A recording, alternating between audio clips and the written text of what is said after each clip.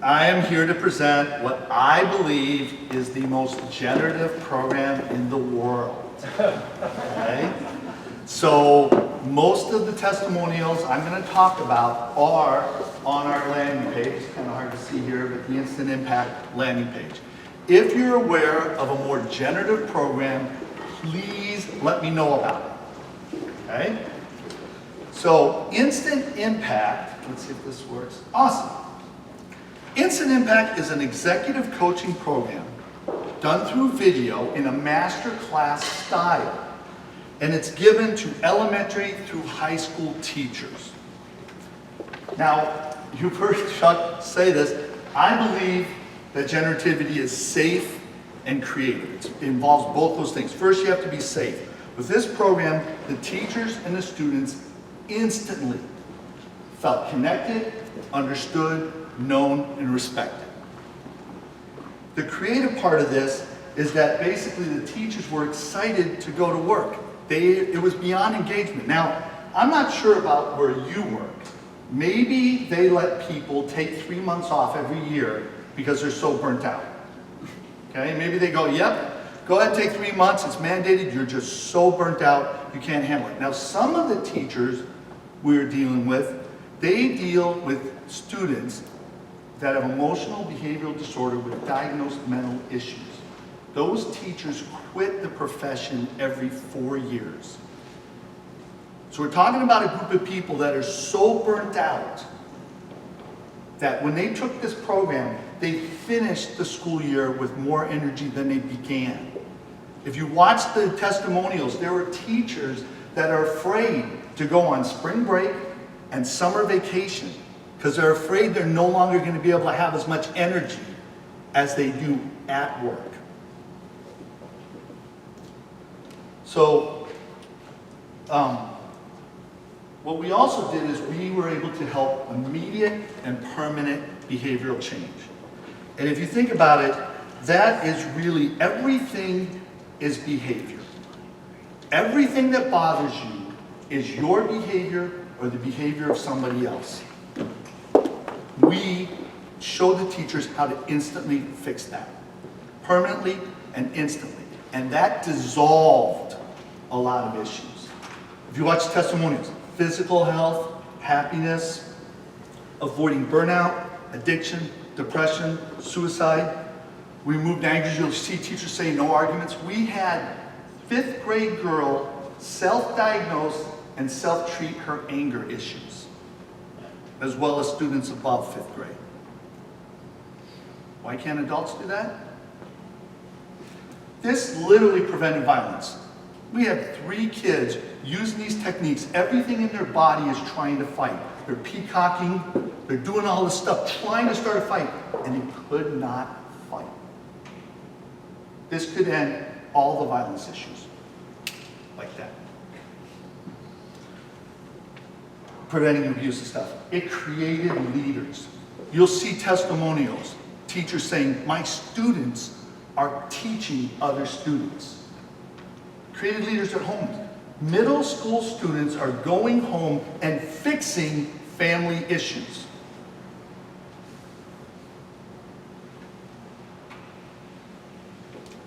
I don't believe anyone else is able to intentionally get generative results, okay, because it requires the opposite approach. And you've heard some of it already talking about the opposite. This is paradigm time. This is what Jason talked about. I'm on the leading edge of the paradigm, they'll probably kill me. People on the far edge of the paradigm, they get killed. So here is what this all comes down to, and I presented this last year. This can all be seen by looking at the difference between synthesis and analysis. The approach for analysis is to start from the right and work left. It's all about sustainable problem solving. It's all about robots. People are robots. It requires a tremendous amount of effort. Effort. Okay? Basically start on the right. What are the results we're getting? And you take those results and you break them up into good results and bad results. Desirable results, undesirable results. Now what do? You go and look at the applications, the actions. What applications correlated to the good results? What applications or best practices correlated to the bad results? Now you take those applications that correlated to each and you try to come up with some underlying principles to guide the context, the cuneiform, okay? Which requires effort and memorization. They never make it to truth. They never make it to the principle that always applies. The synthesis approach is generative. We dissolve problems. We don't solve problems. We dissolve problems. Okay? We're treating humans, like Chuck said, and flow. It results in flow. Okay? So that's the key. Our name of our company is Skillsfest. We believe we're the only company in the world that can help any individual intentionally flow. Because we understand how that all works. Okay? So what we do is we start from the truth. And if you have the truth, then what happens is that whatever context you step into, you immediately know the action and the result is always generative. So if you can get all the way back to truth, you're always going to have that. Now, ultimately, how a person that changes somebody's behavior gives away how they view people. Basically, if you're all about the results, like Chuck was saying, you're going to bully and intimidate people. If you're trying to condition people with rewards or punishment, you're treating people as animals. If you focus on logical principles that apply to everyone, you view people as robots. And like Chuck was saying, if you focus on the truth of the individual, the uniqueness of the individual that never changes, you do view people as humans. Now really, it all comes down to this. Do you believe people are adaptive or non-adaptive? The non-adaptive approach looks at people, it always works on machines. Non-adaptive approach always works on machines, okay? You can solve a problem on a machine. But like we learned earlier today and at Skillsfest last year, if you problem solve a person, you create 3 more problems for the person, and the resulting stress of your solution is worse in the long term than the original problem. If you take the adaptive approach, you realize that the working on humans, the answer isn't the critical part. The solution isn't the critical part. Because with humans, everything depends on where your brain was before the solution was presented. I can present the same solution to 2 different people, and one person will be pissed off, and one person will be excited. It's all where your brain is before that happens, and it all depends on the uniqueness of the person. And really, it all comes down to one interesting perspective. How do you know if you are generative? I like to illustrate this with one of the success stories we have in Instant Impact. We have a ton of them, and I don't have time, so I'm going to hit one of them. Okay?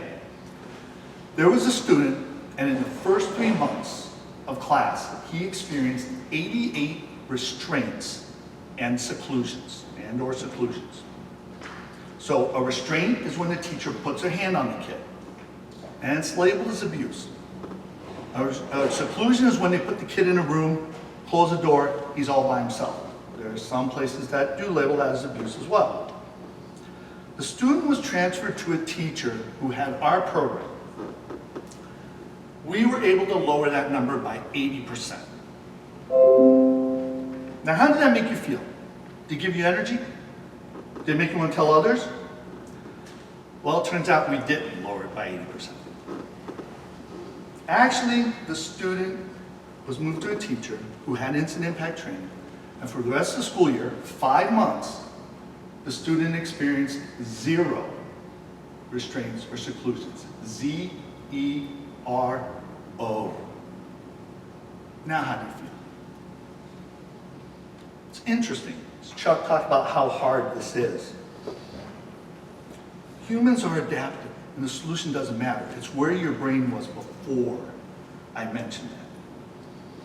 So here's the issue. Everything comes down to your view of the universe. People who celebrate getting the number down by 80% are celebrating hurting people less. They do this because they believe in a malevolent universe. Yay, we reduced the number 80%, we're awesome. And that feels great, except when these people find out that number was 0, like Chuck said, it ticks them off. Why? Because now 0 is a possibility. The universe is okay. Nature's doing fine. Who's causing the problem? People who believe in a benevolent universe, like Chuck and I, know that every kid matters and every kid does have a shot. But how hard is it to deal with 99% of people who believe in a malevolent universe? It's tough. It's really tough.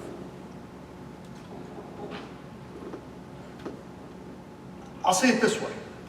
What do you think was the response when local school districts found out about our 88-0 and our other success stories? How do you think the local school districts responded to that?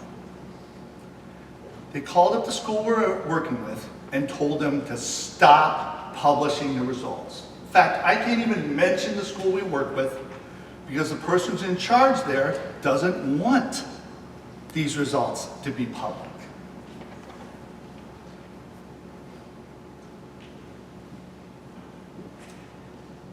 Generativity believes in a benevolent universe and doesn't hurt anyone. No one needs to get hurt. Every other approach celebrates hurting people less.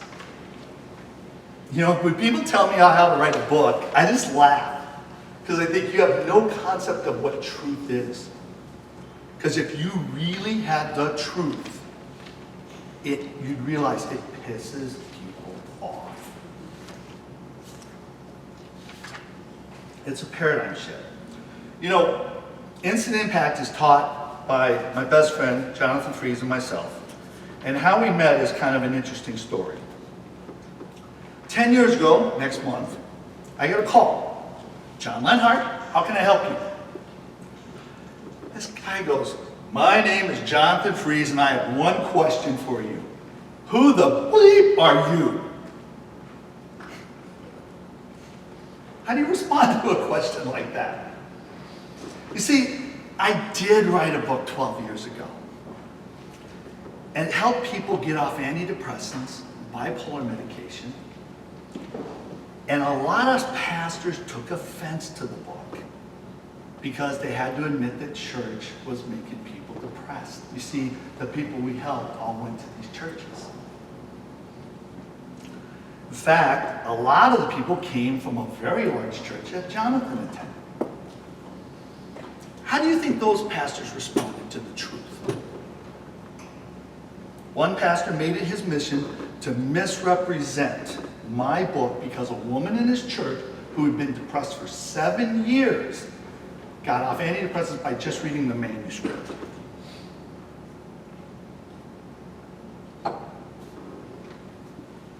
Two pastors signed a public document denouncing me and never read the book.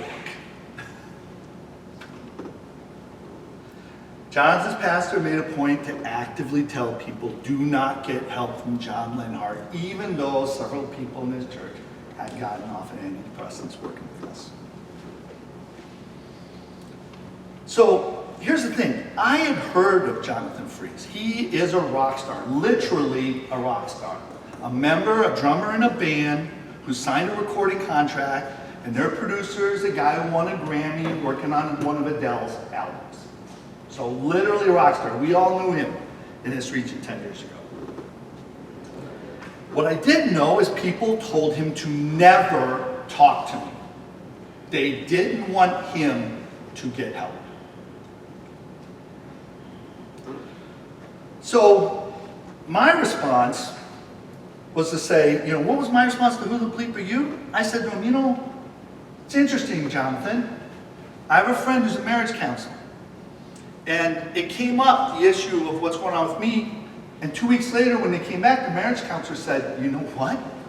There are 2,000 people in this valley talking about this John Lenhart guy. All this stuff's going on. I didn't even know about it. No one would talk to me. So I'm saying to Jonathan Fries, you know, 2,000 people are talking about me. No one will come talk to me. And you called me up. You're 1 out of 2,000. So really the question is it isn't who the bleep am I. The question is who the bleep are you? This is a guy who stepped out of it, out of the comfort of the crowd, stepped towards the truth. He wanted the truth. None of these pastors wanted to talk to me, meet with me. Eventually they sent a person to talk to me. And that person said, I sat down and I said, what's wrong with my book? He goes, there's nothing wrong with what you wrote. He goes, it's your tone. It makes them uncomfortable. You know, can you stop it? So basically, I have to not bring all this tension against them so that their members stay sick, or they're going to abuse me. Well, what do you think I chose? I let them abuse me. And they abuse me. You can go on the internet. Okay? I don't want people to contact me. Okay? The worst thing in the world for someone like me is that 99% of people come to me who don't want the truth and waste my time. So the way I handle that is I tell people, don't talk to me. Because all the people who want the truth are going to talk to me anyways. So that's how I can tell who wants the truth and who doesn't. Okay? Today, the pastor who said I was wrong for helping the woman with the manuscript, he moved out of this valley. You know, he said I was wrong for using psychology to help her. He moved out of this valley. He now does, you know, executive life coaching, you know, and advertises on Psychology Today. Jonathan's former pastor, well, he suddenly became depressed about 2 years ago, about this time of year. 3 months later, after getting help from his own staff, and despite having one of the largest churches in the area and being a leader in a national religious organization, he killed himself. So I'm going to close this talk with 2 examples from nature about generativity. And it's kind of interesting because when a caterpillar transforms into a moth or butterfly, its first task is to break out of the cocoon. The tension of getting out of that cocoon is the greatest tension it will ever experience. And that tension causes it to strengthen its wings so it can fly. If that cocoon was softened, if you took a scalpel and cut that cocoon open and let him out, he would never fly. The enabling of that butterfly or caterpillar or moth would kill it. Our theme is an acorn. It's interesting because I was in a park recently. I gathered a scurry of acorns. I was going to germinate them. I was going to show them all for this presentation. Do you guys know the first step in determining if an acorn is able to germinate? You put them in water. If an acorn sinks, it is able to germinate. It's solid, it's hard. If it's got rot, if it's got holes, if it's soft, it floats. One of my acorns sank. I'm telling you right now, 99% are able to handle generativity. You know what the second step is in germinating an acorn? You put it in the refrigerator. You need it to simulate winter. That acorn's got to feel some more tension. What's the final step? That acorn has to break from the inside.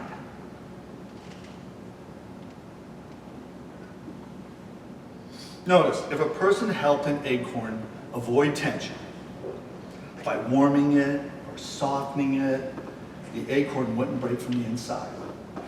And cracking the acorn from the outside is obviously abuse. Okay? But helping the acorn avoid tension can be seen as the ultimate abuse, because it denies that acorn ever to have a chance of generativity. So what's the ultimate goal of the acorn, the animals, all these things? It's replication. That's what we're all trying to do. The acorn experiences tension. It'll grow into an oak that'll create thousands of acorns. That's what generativity is. The acorn made other acorns. Are you making other people? Okay? These teachers are making students that are making other teachers, basically. The term for this ability to replicate in excess of oneself is generativity. Our definition for generativity is the ability to administer tension without abuse in order to replicate. Do you know the difference between tension and abuse? That's the knife's edge we're on right now that Jason's talking about. We as a society can't figure out the difference between tension and abuse. And tension is where you're going to make everything profitable, and abuse is where you're going to wreck everything. If you don't have this, it's not going to be profitable, and if you have this, it's going to wreck everything. Can we have tension without abuse? The conjuncture decision, what is that? That's a decision you make when things are most tense. That's the key to generativity. Do you embrace it, the tension, and encourage others to embrace it in order to break from the inside? Or do you avoid it, encourage others to avoid it, and lose the opportunity to ever live it out? I will tell you right now, we have a generative process with these teachers, and this is backwards. When there's abuse in the classroom, the teachers take a kid in front of the whole class through the 7 steps of generativity, and everything is better. My favorite question to ask people is, was it a good thing that abuse occurred in that classroom? Yes. Yes, it was. Because everybody ended up with more. And if you don't understand that answer, you're never going to understand generativity.